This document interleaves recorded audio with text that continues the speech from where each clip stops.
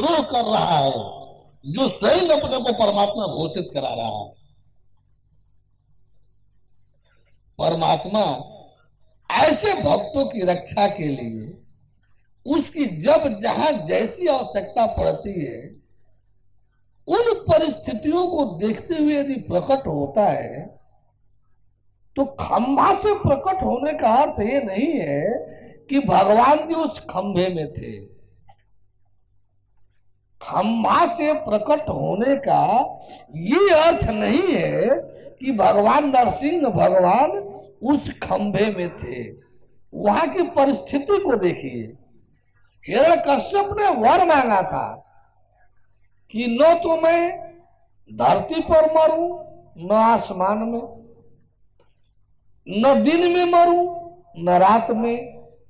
जब अमरत्व का वर नहीं मिला तो उसने चतुराई पेश किया। सोचा कि ऐसा उपाय मांग लूं वर कि मृत्यु जिसमें होती है वो वही वर मांग लूं कि न हो। तो सोचा कि दिन रात न होता है तो मैं मांग लूं कि न दिन में मरूं न रात में मरूं, वह वस्तु। फिर कहा कि न धरती पर मरूं न आसमान में मरूं, वह वस्तु। फिर कहा कि न घर में मरूं न बाहर मरूं, वह वस्तु। ऐसा ही होगा। फिर कहा कि न आदमी मारे न कोनो जानवर मारे, ऐसा ही होगा। फिर कहे कि न कोई दांत से काटे मारे और न कोई हथियार से काटे मारे। अरे दांत से जानवर मारते हैं, हथियार से युद्ध में मारा जाता है, तो न कोई हथियार मारे न कोई दांत से मारे काटे, वह ऐसा ही होगा। इन सारे परिस्थितियों को देखते वो सोचा पर देने वाला कि वो मारने वाला अपना उपाय ढूंढ लेगा। भगवान है वो तो कोई उपाय ढूंढ ही लेगा। तो भगवान जो है उस वर की मर्यादा का पालन करते हुए दिन और रात वर था, संधि वेला ले लिया। सूर्यास्त के बाद जो गुधली संध्या कहलाता है, तो संध्या न दिन है न रात है। संध्या बेला जो है न दिन की गिनती में आता है न रात की गिनती में आता है। तो संध्या का बेला कायम हुआ। न घर में न बाहर। तो घर और बाहर के बीच जो बरामदा होता है, बरामदा का खम्भा बाहर होता है जहां ओरी चूता है, तो ओरी के नीचे बैठना था उनको, ताकि न घर में कहलाए न बाहर कहलाए। जब ओरी के नीचे बैठेंगे, ओरी समझते होंगे ना आप लोग, पानी जहां चूता है मकान का, तो जब ओरी के नीचे जब बैठेंगे तो न घर में कहलाएंगे न बाहर कहलाएंगे। इसलिए भी खंभा में आना था। उसी खंभे में बाधा भी गया था प्रहलाद, उसी खंभे में बाधा भी गया था। उनको ओरी पर बैठना था, इसलिए खंभे को उन्होंने चुना। अब सवाल था कि न आदमी मारे न जानवर मारे, तो नरसिंह रूप हुए। सारा शरीर आदमी का, सिर जो है सिंह के लिए, न आदमी न जानवर, आधा आदमी आधा जानवर। हुआ कि न धरती पर मरू न आसमान में मरू, तब फट उसको घसीट करके गोदी में ले लिया। ये न धरती है न आसमान है, न दांत से मरू न हथियार से मरू, तो फट नाखून से उन्होंने फाड़ दिया। तो परिस्थिति को देखते हुए, वर की मर्यादा को देखते हुए खंभे से प्रकट हुए थे। और प्रहलाद जैसे भक्त की यदि रक्षा भगवान नहीं करेगा तो भगवान को पूछेगा ही कौन। प्रहलाद जैसे दुसह यातनाओं से गुजरना, हाथी के पैर में बांध करके घसीटवाना, पहाड़ पर से भटकेल देना, जहर दिलवा देना अपने मां से, ये सारी घटनाओं में रक्षा तो करता रहा। जहां उनकी भी घड़ी पूरी हो गई, जहां यहां भी इन सारी परिस्थितियों को लेकर के परमेश्वर प्रकट हुआ था। तो परमेश्वर का तो लक्षण है ही है, जब उसके समर्पित शरणागत भक्त पर कहीं भी किसी भी प्रकार की आपदा आएगी जो समाप्त करने वाली है, तो भगवान वहां उसके रक्षा के लिए जब जैसी जरूरत होगी प्रकट होकर के रक्षा तो करेगा ही करेगा। क्या द्रौपदी की रक्षा चीर बनकर नहीं किया? इसका मतलब सभी साड़ियों में भगवान रहता है, सभी खंभों में भगवान है। रोज खंभा टूट रहे हैं मकानों के, किसी खंभे से नहीं पैदा हो रहा है। मंदिरों के खंभे टूट रहे हैं, किसी खंभे से नहीं पैदा हो रहा है। तो इसका अर्थ ये नहीं कि कण कण में भगवान है, खंभे खंभे में भगवान है, साड़ी साड़ी में भगवान है, ऐसा नहीं अर्थ हुआ। इसका अर्थ ये है कि भगवान वह सर्वज्ञ सर्वोच्च शक्ति वाला सत्ता है, सर्वशक्तिमान है, सर्वज्ञ है कि उसके समर्पित शरणागत भक्त पर कोई भी जब समाप्त करने वाली भयावह आत्मा आएगी तो जब जैसा जरूरत पड़ेगा तब तैसा वह रूप लेकर के अपने भक्त की रक्षा करेगा। ऐसा भक्त वत्सल भगवान होता है। ये इसका अर्थ है, न कि कण कण में भगवान होता है। हाँ, दूसरी जी क्या? एक बात प्रमाण भी भगवान से ले लीजिए। भगवान कृष्ण ने भी कहा है कि न तद भासयते सूर्यो न शशांको न पावक यद गत्वा न निवर्तन्ते तद धामम परमम मम। आप ऋग्वेद के मंत्र नहीं, परम धाम मेरा धाम है, जहां सूर्य की रोशनी नहीं जा सकती, जहां चंद्रमा की रोशनी नहीं जा सकती, जहां दीपक की आग की रोशनी नहीं जा सकती, जहां जाकर कोई वापस नहीं आता है, वो मेरा परम धाम है। आप देखेंगे उपनिषद में भी न तत्र सूर्यो भाति न चंद्र तारकम नेमा विद्युतो भाति कुतो अग्नि तमेव भांतम अनुभाति सर्वम, वो परम धाम बताया। ये ऋग्वेद का मंत्र है। इसमें भी परमात्मा का पता परिचय है कि ऋचो अक्षरे परमे व्योमन, व्योमन आकाश, परम आकाश, यानी परम आकाश रूप जो परम धाम है वो मेरा स्थान है। धरती नहीं है तो फिर कणकण कहां से? ऋग्वेद का मंत्र सामने है। जब कणकणे जब ब्रह्मांडे में नहीं है, वो परम आकाश रूप परम धाम में है, इस आकाश के नीचे नहीं, परम आकाश रूप परम धाम के नीचे। हाँ, दूसरी जिज्ञासा ये थी कि आपने भी बताया कि राम और कृष्ण ही परमेश्वर है, तो नहीं, विष्णु राम कृष्ण परमेश्वर नहीं थे, परमेश्वर वाले थे। परमेश्वर इन शरीरों को धारण करके इन शरीरों के माध्यम से अपना लीला कार्य संपादित किया। कोई भी शरीर मात्र परमेश्वर नहीं होता। अच्छा, परमेश्वर किसी शरीर मात्र का नाम नहीं है, वो परम तत्व है, परम शक्ति सत्ता है। सृष्टि के पहले भी था, सृष्टि के बाद भी रहने वाला है। तो उसी समय राधा रानी, जिसको हम जगदम्बा कहते हैं, या सीता रानी, क्या ये भी परमेश्वर के तुल्य हैं या परमेश्वर हैं? क्या माने? परमेश्वर की सहायिका है। सहायिका है? हाँ, अपने सहायता के लिए नहीं पैदा कर लेता है। तत्व से एक है, ये उन्हीं की अंश है। अंश है, और क्या है? रामायण में तो यही गोस्वामी जी लिखा है, जब सीता जो है हरण हुआ है सो बाड़िया में है कि तत्व पे प्रेम कर मम अरु तोरा जानत प्रिया एक मन मोरा सो मन सदा रह तुम पाही। तत्व में हम नहीं कह रहे कि उन्हीं से पैदा हुई, उन्हीं के अंश हैं, तो तत्व में एक नहीं हुआ। तत्व तो अद्वैत तत्व होता है ना। तत्व तो विदाउट सेकंड होता ही है। तो उसमें नहीं हुई। तो क्या माने हम परमेश्वर उनको माने कि राम को परमेश्वर माने? परमेश्वर की अंश की अंग भूता अंश, जैसे आत्मा आदि शक्ति, आदि शक्ति, आदि शक्ति छबनिधि जगमूला, बालकांड में लिखा हुआ है जी। आदि शक्ति छबनिधि जगमूला, तो आदि शक्ति थी। यानी परमात्मा जब शक्ति की पैदाइशी किए तो तीन भागों में शक्तियां हैं पूरा जी ब्रह्मांड में।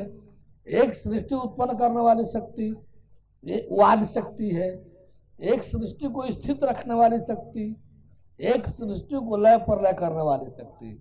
तो तीनों शक्तियां एक साथ स्थित होती हैं, जिसमें उस सर्वोच्च शक्ति सत्ता का नाम है परमात्मा परमेश्वर। तो आदि शक्ति भी परमात्मा से ही प्रकट होती है। परमात्मा की ही है और परमात्मा में ही रहती है।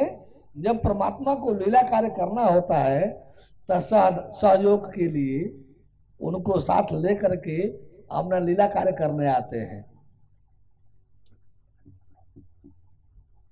परमात्मा जहां रहेगा आदि शक्ति किसी न किसी रूप में रहती है, रहेगी उनके सेवा में। बोले परम प्रभु परमेश्वर की तो बंद किया जाए, फिर शाम को आना है 6 बजे। फिर जो है जो शंका होगा वो फिर सत्संग के बाद रात में हो जाएगा। रात का तो समय फ्री समय है। बोले परम प्रभु परमेश्वर की, परम प्रभु परमेश्वर की, परम प्रभु परमेश्वर की। वह भजन तो होगा जो आप लोगों को सुनना चाहिए। एक सूचना भी है, सावधान सचेत करना भी है। हम भी इसलिए सुन करके उतरते हैं, चाहे जितना भी देर हो। इसको आप लोग सुनिए, समझिए, संभव हो सके तो आप लोग पाप मुक्त होने का प्रयास कीजिए। परमेश्वर की, परम प्रभु परमेश्वर की, परम प्रभु परमेश्वर की। सत्य में जयतनाथ।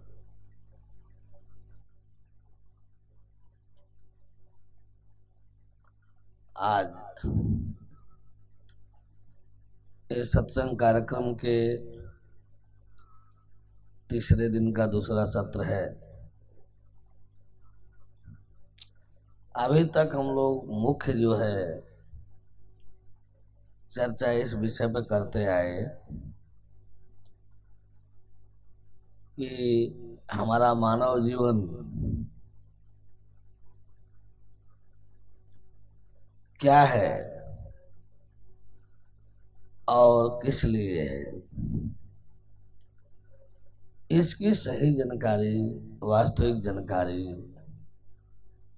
आप हम सभी को सबसे पहले आप हम सभी को इसकी सही समुचित जानकारी प्राप्त होना चाहिए। अब यहाँ पर आकर के एक बात और अटक जाता है कि किसी चीज की जानकारी दो प्रकार की होती है। एक तो हम सुन लिए, जान लिए, देख लिए, हाँ ठीक है, सही है, जान लिए, ठीक है। लेकिन इतने जान लेने मात्र से, देख लेने मात्र से और फिर हम अपने गतिविधि में बने रहे। एक तो ये जानकारी है, इस जानकारी में किसी भी विषय वस्तु की सही समुचित उपलब्धि नहीं होती है, प्राप्तियां नहीं होती है। और जब उपलब्धियां नहीं होती हैं, प्राप्तियां नहीं होती हैं, तो आदमी में अनमनस्कता आ जाता है, उदासीनता आ जाती है और वह जो है पुनः अपने पूर्ववत स्थिति में बना ही रह जाता है।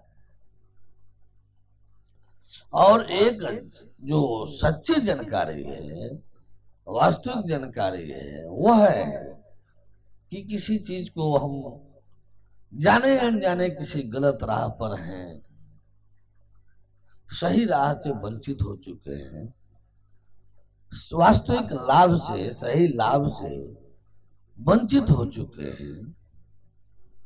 लेकिन हमारी ललक सही राह की अंतःकरण में थी। जैसे हम जाने, जैसे हम देखे, परखे, पहचाने, वैसे ही एक हमारे में अपने आप को पुनः जो हम भटक करके अलग हो चुके थे उससे पुनः जो है हम अपने सही रूप में होने, रहने, चलने का प्रयास करने लगे, अपने में वो बदलाव लाए। तो जब हम जानकारी के अनुसार अपने को स्थित करते हैं, अपने में जो बदलाव लाते हैं, जो जाने अनजाने गलतियां जुड़ चुकी थी, जो जाने अनजाने हम गलत स्थिति में जा चुके थे, हम उस गलत स्थिति से पुनः जानकारी होते ही हम अपने वापस सही स्थिति में जब लौट आते हैं, होने रहने चलने लगते हैं, तो पता चलता है कि हाँ, हमको कुछ मिला है, हमको कुछ मिला है।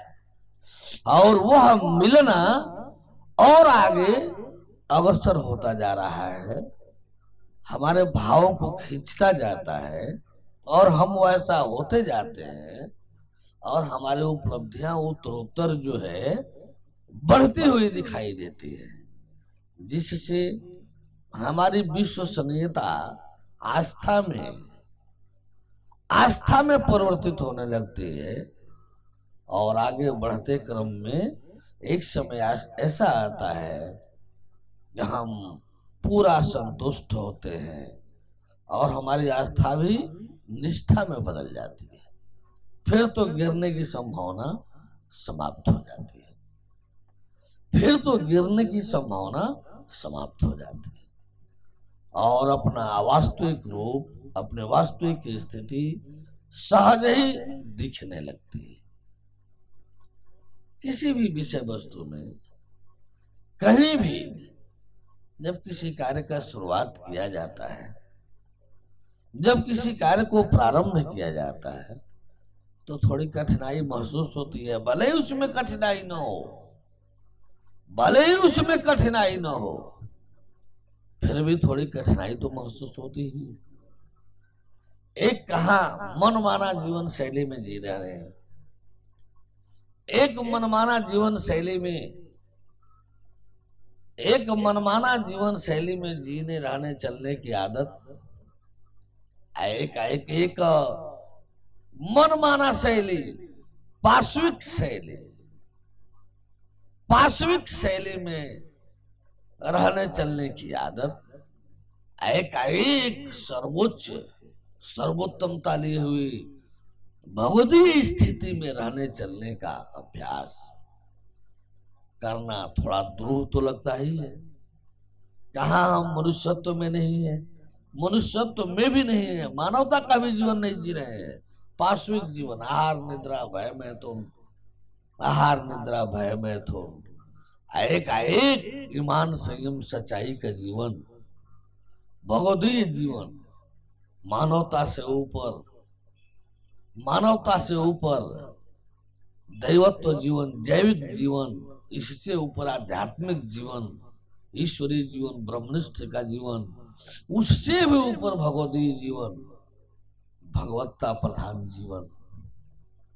तो एक पार्श्विकता से बीच में मानवता, जैविकता और आध्यात्मिकता, तीन सीढ़ियों को क्रॉस करके चौथी में जाना, चौथी में होना रहना चलना और उसको प्राप्त करना थोड़ा द्रोह तो लगता ही है नहीं,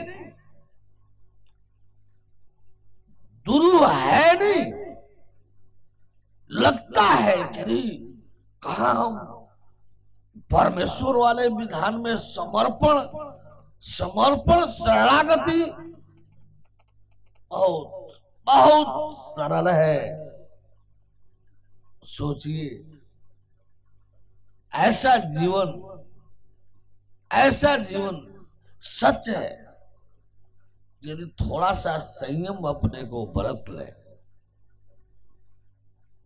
थोड़ा सा संयम बरतना सीख ले, ईमान आ जाएगा। थोड़ा सा संयम बरतना सीख ले तो ईमान आ जाएगा। क्यों? ईमान आने में कठिनाई वहां होती है जहां हर प्रकार से चारों तरफ से कमियां दिखाई देती है। जहां हर प्रकार से कमियां बनी होती हैं, कमियां रहती हैं, वहां पर ईमान लाने में, संयम बरतने में थोड़ी कठिनाई होती है। भूख लगा हो, भूख से मिजाज तड़प रहा हो, और ऐसे स्थिति में कोई खान पान की चीज हो, अकेले में पड़ा जाए तो थोड़ा संयम भंग होने का डर लगता है। भूख का तड़पन विचलित कर सकता है, हमको उधर रुका सकता है चुरा कर खाने के लिए। लेकिन जहां सहज ही खान पान की व्यवस्था हो, यहाँ अपना भोजन रखा हो और बढ़िया भोजन रखा हो, तो वहां खराब भोजन की तरफ हमारी रुचि क्यों जाएगी? हम क्यों उधर लुढ़केंगे जाने के लिए? परमेश्वर का जीवन जिलाने का मतलब है कि आप हम सभी को सहज ही एक भरा पूरा जीवन मिलेगा। कम से कम अपने लिए तो परमेश्वर वाले के यहाँ, परमेश्वर वाले को कोई कमी शब्द होता ही नहीं। अब हमारी आदत बन गई हो झूठ बोलने की, छलावा करने की आदत, तो थोड़ी समय लगेगा। सब रहते हुए भी वो आदत बस हम बोल जाएंगे, सब रहते हुए भी आदतन छलावा कुछ होने लगेगा, आदतन संयम भंग हो जाएगा। यही तो थोड़ा परिवर्तन करना है। सोचिए, क्या कुछ पाने के लिए कुछ खोना नहीं पड़ता? कुछ होने के लिए उच्चतर श्रेणी का होने के लिए थोड़ा सा संयम बरतना, थोड़ा सा अपने आप को कुछ करना नहीं पड़ता। तो हमारा कहना है कि एक ऐसा जीवन भौतिक स्तर पर ले लीजिए, बिल्कुल भौतिकता को देखिए कि परमेश्वर के शरण में होने रहने चलने पर, परमेश्वर के शरण में होने रहने चलने पर हमको नहीं लगता कि किसी को रोटी कपड़ा मकान भी सोचना पड़ता हो। हमको ऐसा नहीं लगता। हमको ऐसा नहीं लगता कि किसी को अपने लिए रोटी कपड़ा मकान भी सोचना पड़े। और इसी रोटी कपड़ा मकान पर विश्व का एक बहुत बड़ा समाज अपने जीवन को बेच दिया है। विश्व का एक बहुत बड़ा समाज, बहुसंख्यक समाज जो है, कुछ परसेंट लोगों को छोड़कर जो अमीर हैं, कुछ परसेंट लोगों को छोड़कर जो अमीर हैं, प्राय सभी लोग अपने जीवन को बेच डाले हैं पेट और परिवार पर, पेट और परिवार पर। असल में हम लोगों को तरस आता है आप सब पर। क्यों?